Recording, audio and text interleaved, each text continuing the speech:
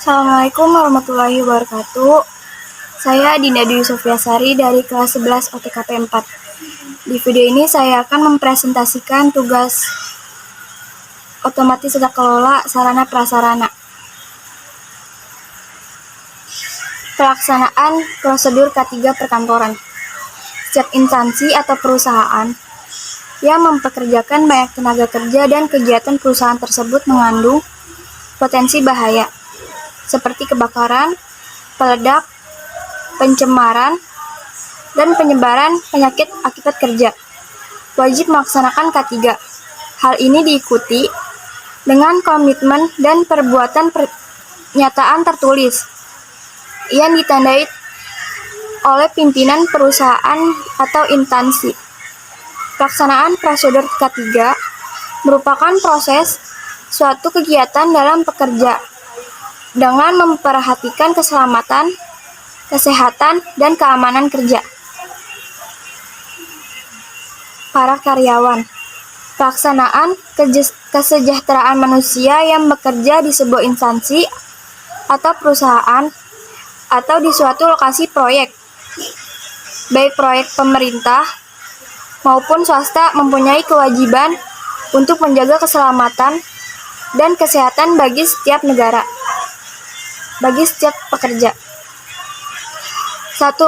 Prosedur kerja K3. Prosedur keselamatan dan kesehatan kerja atau K3 juga dapat diartikan sebagai serangkaian prosedur yang dijalankan dari awal sampai akhir dalam suatu pekerjaan. Prosedur ini diawali dengan penilaian risiko yang muncul terkait pekerjaan tersebut.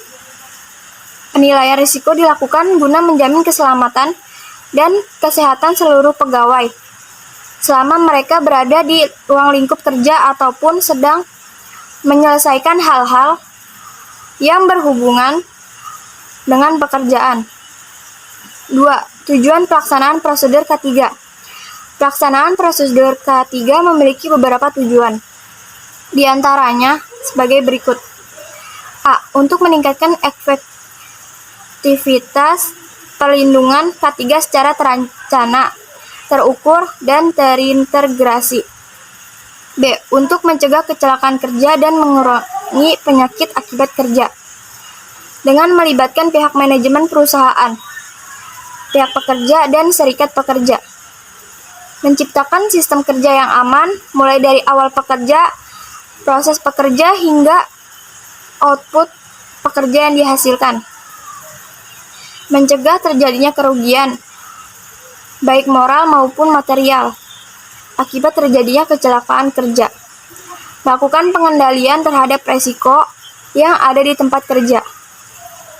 3. Unsur-unsur pelaksanaan prosedur K3. Pelaksanaan prosedur K3 terdiri atas beberapa unsur, seperti tenaga kerja, pengusaha, perusahaan, dan tempat kerja. Berikut adalah penjelasannya. A. Tenaga kerja.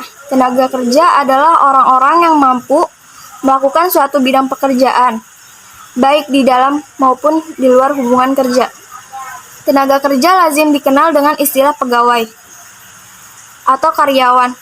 Tenaga kerja di perusahaan merupakan pihak yang menghasilkan barang atau jasa untuk memenuhi kebutuhan masyarakat.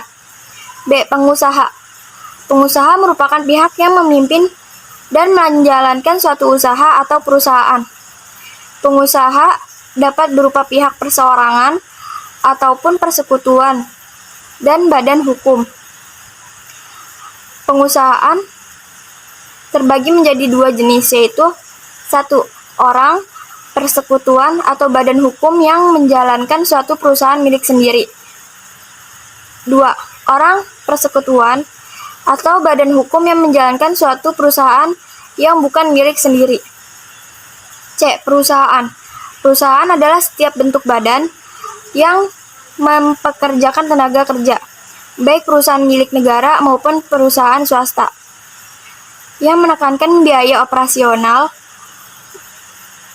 pekerja sehingga keuntungannya dapat lebih besar dan perusahaan dapat lebih berkembang, serta kesejahteraan karyawan yang ditingkatkan.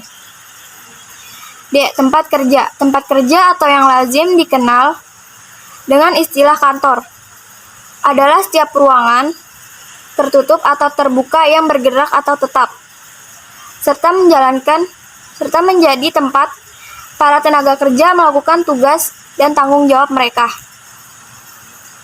Sekian video singkat presentasi dari saya. Assalamualaikum warahmatullahi wabarakatuh.